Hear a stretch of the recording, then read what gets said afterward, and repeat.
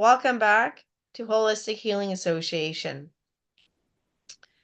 Today I have a very special guest with me, and I would like to give her the opportunity to introduce herself. Thanks, Erin. My name is Yazmin. I'm in Canada, Ontario, Canada, and I'm particularly passionate about healing from trauma and trauma healing. I'm interested because trauma has touched my life in a variety of ways, and because I'm also aware that many people in our communities and in our world are affected by trauma, and I want to be part of the community that helps people overcome those difficulties. Okay. And can you tell us a little bit about what brought you here today? Sure. I'm connected to you, Erin, because I started a pursuit of trauma healing after a work experience that left me quite traumatized. I was working in social services, was with a very traumatized homeless population, and that was important, profound work that I'm forever grateful that I got to do, but it definitely left a mark on my soul. Once I was in this work, it became clear to me that trauma has touched me in other ways as well, in addition to that workplace. I also experienced an unsettled childhood, and there was absolutely different degrees of trauma in my upbringing, in my childhood, and in my teen years. And interestingly, as well, as an adult, I found out I'm on the autism spectrum. What would have been Asperger's is where I now identify. And to not have recognized that for a number of decades and to discover that as an adult was very challenging and difficult. And also to realize that some of my experiences growing up were deeply impacted and traumatizing as a result of that too. So I come to trauma healing from a variety of positions, and I'm sure there's other people out there that have similar experiences. And what was your early background? Um, my, like many of us, our families appear fine from the outside, but there's often trauma within. Um, my my mom, for example, was quite plausibly traumatized in her upbringing as well. Her father abandoned her family when she was a toddler. It would have been in the 40s. And her mother passed from cancer when she was still a teenager. So that's really hard to be so young and to be alone. And my father, unfortunately, experienced a great deal of physical abuse from his father when he was just a tiny child. And I can't imagine how frightening and psychologically devastating it would be to be beaten so badly by your primary caregiver. My father took great pains to overcome that type of trauma, but inevitably, without the type of healing networks and resources that we have available in this day and age, he was unable to overcome that so fully. And to some degree, he unleashed that on his family, my mother, and on us as children. Although I will say that learning what I did later about what my father experienced when he was just tiny, I know that he did not do anywhere near that level of physical damage to us, although we were with him longer than he was with his dad.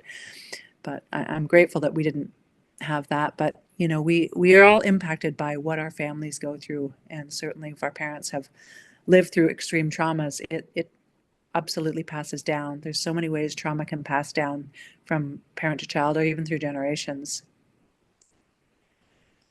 And did trauma impact you as a teenager and a youth? Yeah, well, my mama left my dad when I was about 9, and on some level, she kind of fled from some degree of violence in the home, and we were stable for a few years. But in my at the beginning of secondary school, mm, there was a partnership with my mother and a man who had just left incarceration, and that led to my mother was not doing well financially, and that led to a lot of well, I don't know. Was I homeless? It's hard to call what it was. There was a lot of housing insecurity, and quite often we were left without a place to go, and we had to figure it out. Go find a place to live. Go figure out who will take you in. And that was most of my high school years. I was technically unhoused and just living with people who were willing to uh, let me sleep on the floor, or let me sleep in the basement, or let me sleep somewhere for 3.5 years of high school. That would have been really hard and intense. Yeah, I didn't really talk about it because I mean, I think there was some degree of shame. I was, I believe that was shameful to not be housed, to have this experience. So I didn't tell people about it for the most part. I just pushed through it. It was difficult. I mean, I would say reflecting back, and I wanted to go to university, which somehow I managed to do, but you know, I, frequently I didn't have a desk to do homework at. Frequently I wasn't in my room. In the beginning of grade 9, I spent 4 months sleeping on a hardwood floor in a room shared by two sisters, not my family. I just slept on a hardwood floor, I and I can't had nowhere imagine. to do my work. It was just, but that's just what I accepted. Okay, this is my life now. This is so yeah, it was Yeah. traumatizing, I guess, but that's not the worst. Like, that's just okay. So you don't have a real place to live, but I had shelter. You know, I Hmm. ate. I wasn't really wanted there, but that's a little bit psychologically challenging. But I'm grateful that these people were willing to shelter me. Hmm. Okay. And what led you to work with the homeless? Well, I was working in the environmental field, environmental education for many years. Um, and I really appreciated that. But as sometimes happens when uh, austerity governments get in, the environmental funding is one of the first things to go. And the office I worked for was closed by our government.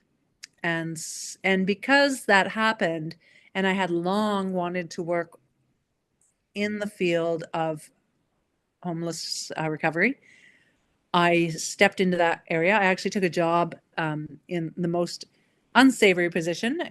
I took a job as a hoarding and pest management specialist, which very few people would be willing to do, but it fascinated me, working to support people from hoarding. And also because I have a background in biology, entomology, insects and pests, cockroaches, bed bugs were fascinating to me. I know that makes me a little bit unusual, but that's what I wanted to do, and support that community.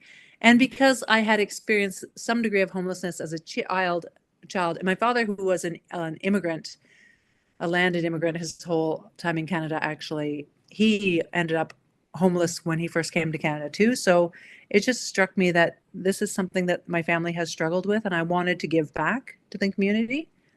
And so I want to do that also because I learned late in life that I am Asperger's.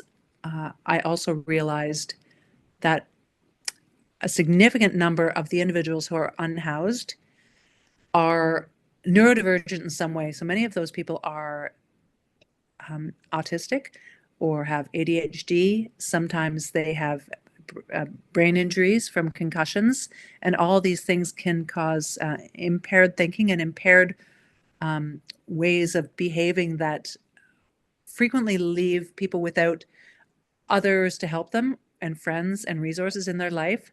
So I was really driven by the knowledge that these people, through no fault of their own, ended up without the resources to secure housing. So my passion for helping others and helping individuals who could really use it pushed me in that direction. Makes a lot of sense. Yeah. And how did working with people who do not have a home, how did that impact you? When I first stepped into the role in hoarding and pest management work, it was actually with people, mostly men, who had previously been homeless, street homeless, and in shelter, and were then moved into like rooming house situations. So it's kind of shared kitchen and bathrooms and rooms. And prior to the organization I was working for stepping in a partnership with other charitable organizations and municipal organizations, these people had been relatively unsupported, which led to all sorts of problems with hoarding and unfortunately pest issues. And because many of these people did have psychological differences, they weren't able to manage some of these situations as effectively as others with more resources. So it was a really profoundly interesting position. It was exciting. These people were fascinating. Many had addictions, but they're a beautiful, beautiful human who had gone through many interesting types of living and we're beginning to get on their feet. It was wonderful to be part of an organization that was able to stabilize them. And after I worked in that organization for a couple of years, COVID had started, and it was hard to do that work from home. And at the same time, there was a position that opened up in a shelter, a big, big shelter. And I chose to step into that role because it seemed like the next step. But it was so very different from working with these individuals who are being stabilized and having their health needs met and developing friendships in the rooming houses and with other people in our organization. It was so lovely to see this supportive network build. But then when I stepped into shelter, it was a very different scenario. The shelter itself was very big. A lot of the clients didn't feel very safe. They didn't really want to be there. They had been forced into these shelter communities. And there was a lot of, as a result of that, there was a lot of challenging situations that arose, whether it be struggles with intense addictions, or because the building itself was so large, there was a lot of altercations and people who didn't get along having really challenging situations. I don't want to get into like how it all went down, but a lot of these individuals found it very, very, very stressful. Some of the neurodivergent persons that we housed couldn't handle the situation. And as someone identified as autistic myself, I can see why. Too many people, too much noise, too much chaos.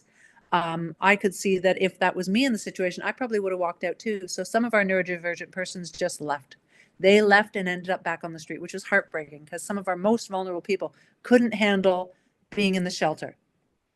Very And what sad. needs to change for to help these Well, people? I mean, this was kind of a pilot that hadn't really happened before. And, you know, in COVID, when there were so many empty hotels because people weren't traveling, the governments decided to use the hotels for housing for the homeless population. One of the biggest issues was that the hotels were too big. The smaller hotels that had controlled access on the floors were much safer because clients could only be on their own floor. So if their floor had 14 rooms, they only interacted with 14 other clients. But in a really massive hotel, and if there's no controlled access, that meant, let's say, almost 300 people could be on any floor, anywhere, doing whatever they might do. And there's a whole lot of different kind of people that were homeless. Some were just young, far too young to be in with the general population, under 25. And others, there were definitely people who had previously served time in jail and were a lot tougher and came with a lot of those um, uh, ways of behaving that are less common in a softer population that hasn't experienced such a tough life. And so it can be really, really challenging for the various kinds of people. What ended up happening is we had thefts, we had assaults, we had, a lot of things that were really hard on the population. And to witness that um, as staff, as management, it was painful. And of course, we also had clients trying to cope in this very difficult, very overwhelming, very intense situation. And so we had an unfortunate number of deaths from overdose as well, Oh, which wow. is, and these were people we worked with every day. These were people we knew, we loved, we tried to support, we tried to do our best to, you know, enlist harm reduction principles and to provide resources and workshops, and then we would lose clients, and the clients would be heartbroken, the staff would be heartbroken, management would do their best, but it was too much. There were too many people, not enough resources, too many people in too close quarters. So how would I change it? I would suggest that, and many of my past colleagues would also agree, those particular housing scenarios were just not the right size. They were too big. The smaller ones that were under 100 persons, and again with controlled access floors, are much more reasonable and didn't have nearly the same amount of chaos.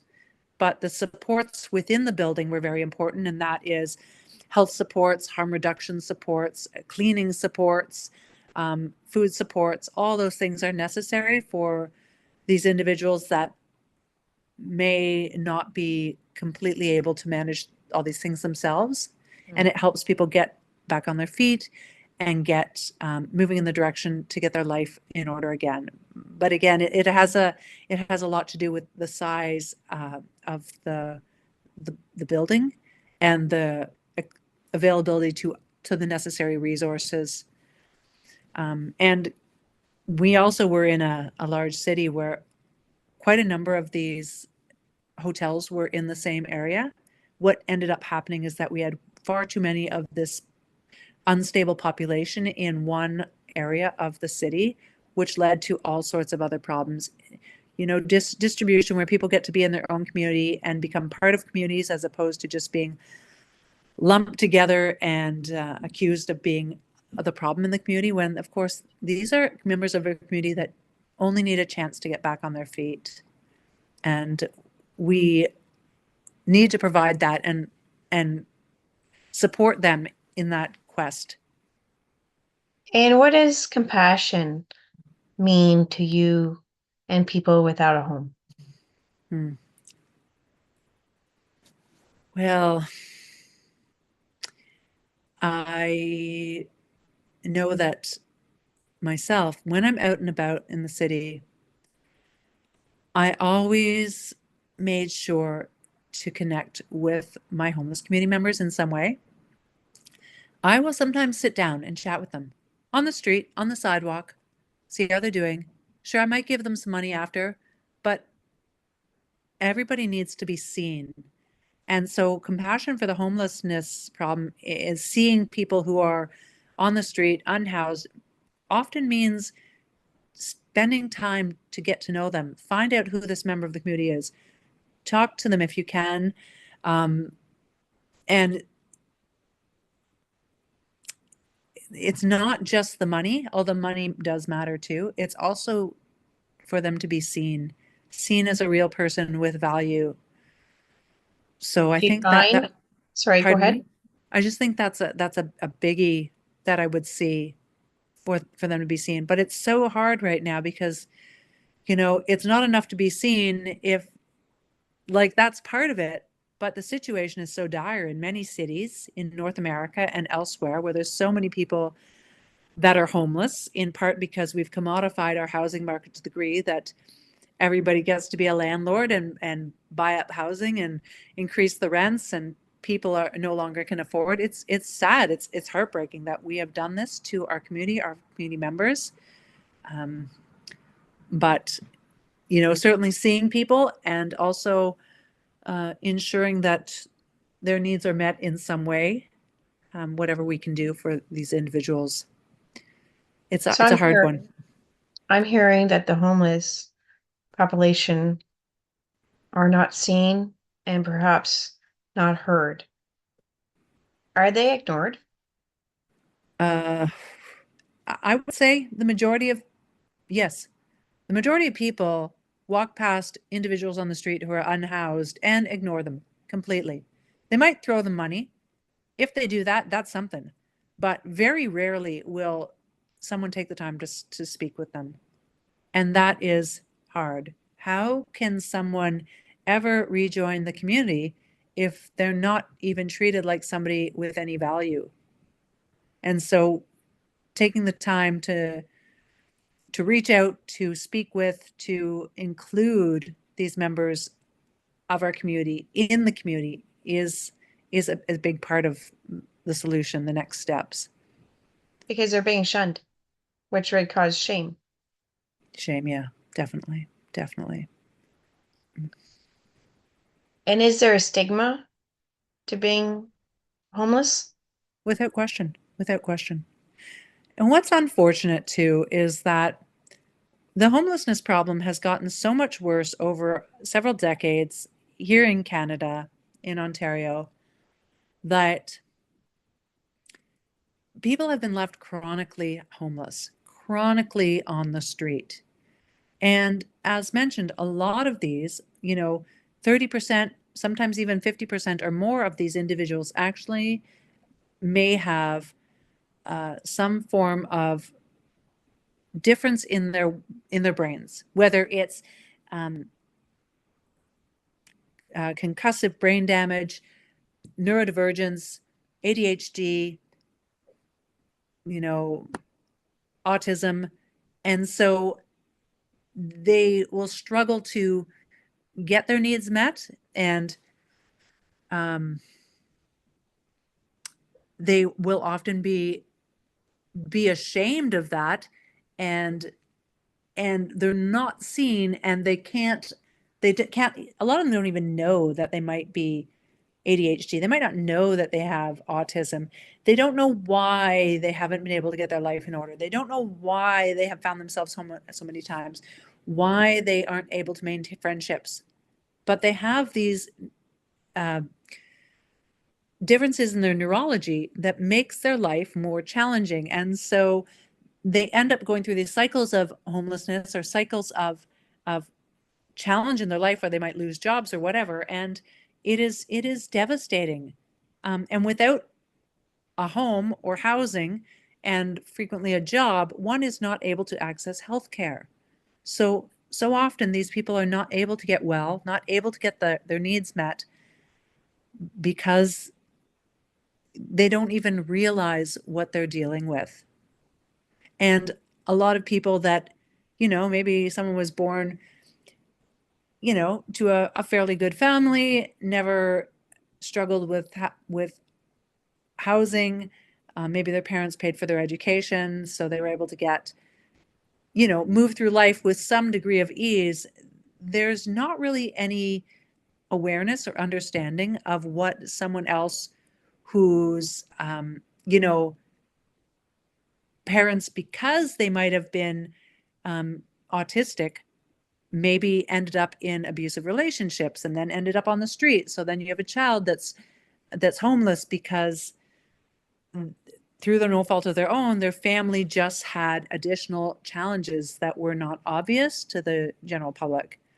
And so sometimes we look at the population of homeless persons and assume that they've done something wrong, they're criminals, they're whatever, without realizing that the underlying reason that they might have ended up where they are is because they actually have a disability, mental challenges, um, social disability, psychosocial challenges or differences.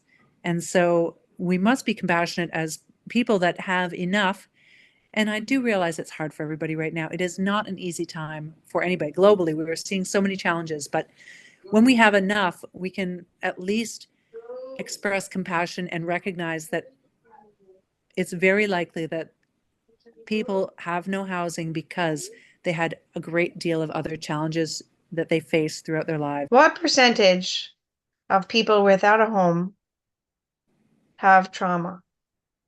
And what degree do they have trauma? I would imagine that everybody without a home has trauma. Being homeless, not knowing where one is going to sleep is traumatizing. It is absolutely frightening. I experienced that as a child, as a young person, and absolutely it would put fear in my gut. And so that was just a little bit as a kid. It wasn't the kind of trauma that our community members on the street are facing. It wasn't the kind of trauma that our community members that are on the street after having been incarcerated experience, or certainly not the type of trauma that people experience when they are incarcerated in jail. There are so many different degrees of trauma that the homelessness population has undoubtedly experienced, and it's by degrees. Some have had so much trauma, an unbelievable amount of trauma. The women on the street have undoubtedly experienced sexual trauma, undoubtedly, sometimes multiple times. Others in the homeless community have been assaulted, men or women. And the trauma of not being seen as even human by other people outside is traumatizing. There are so many different ways for the homeless or unhoused population to receive trauma, to be traumatized. I can't even put it into words because it goes beyond even my own experience. But I do know that the individuals I worked with were often had a very hard edge because it was the only way they could survive. A lot of them had been mistreated in the healthcare system or by some first responders. I witnessed it myself, or by the police. So the fear that many individuals experience just because they don't know how they're going to be treated, even by professionals that are supposed to help them, is horrifying. So 100% every homeless person has trauma, and it builds and it builds and it builds based on the kind of experiences they've had. And there's probably a good chance that they have experienced trauma before ending up on the streets, correct? Absolutely. I would say that the majority of our homeless population had an unstable youth, unstable childhood. Some of these people were in our LGBTQ community and were thrown out of their homes or mistreated, or undoubtedly there are some cases of child abuse, sexual child abuse at home. Some kids just take off because they can't handle that anymore. There's a lot of reasons why people would rather go to the street. Yeah, and yeah, for sure. Gives you a There's lot more understanding. That was beautifully said. Thank you. And I know you have personally experienced embodied processing. How has embodied processing helped you? in a variety of ways. There was always something where I could feel something in my body that would give way. Like, whereas somewhere trauma resides in our body, and yes, sometimes it's in those horrid memories that we just can't escape, or personally, I've broken multiple bones. I've been in lots of accidents. And so I also have physical trauma in my body from physical injuries. But I also, due to some of those really stressful experiences in my youth, I have places where I have stored fear, stored, um, you know, these memories in my body. And I have felt in the embodied processing sessions, some of those painful twinges just begin to release. Some of the tightness in my calves or in my shoulders just start to unfold. And those are just simple ones. There have been other sessions where there was somatic release to the point that it brought me to tears just through the embodied processing session, where there was an emotional release as well. Almost every session I had some degree of physical release, and a few sessions had those emotional releases.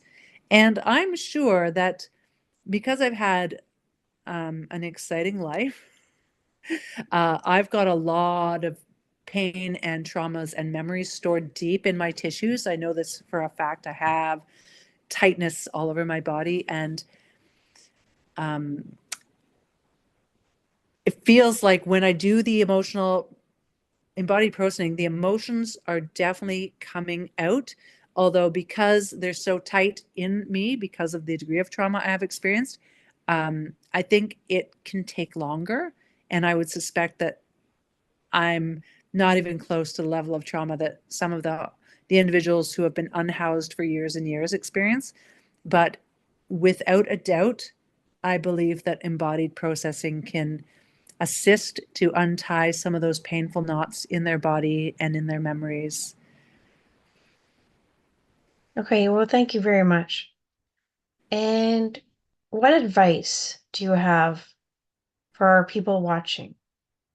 What advice can you give them that they can go out and help the people without a home? I know there's donating food, there's donating money, but how can we go out with a compassionate eye and really meet the homeless where they're at Well, and help them? if individuals really care to know more, here in North America, I would suggest that we have let the problem grow to a horrendous state. I don't know if it's North America, I don't know if it's the West. There's been so many things happening everywhere. We need to look at many things.